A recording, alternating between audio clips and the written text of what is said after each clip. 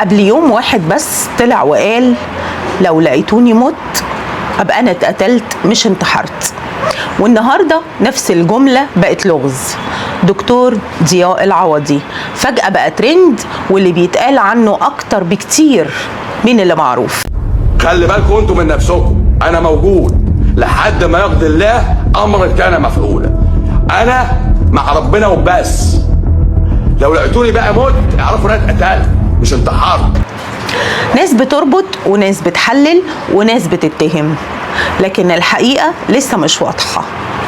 هل كان حاسس بحاجة ولا كان خايف من حاجة محددة؟ وليه الكلام ده يتقال قبلها بيوم بس؟ المؤكد ان في قلق كبير جدا وفي مطالبات بمعرفة الحقيقة كاملة، بس وسط الزحمة دي لازم نسأل نفسنا، هل احنا بندور على الحقيقة ولا بنجري ورا اي رواية وخلاص؟ القصة لسه مفتوحة، والسؤال الحقيقي ايه اللي بيحصل ورا الكواليس؟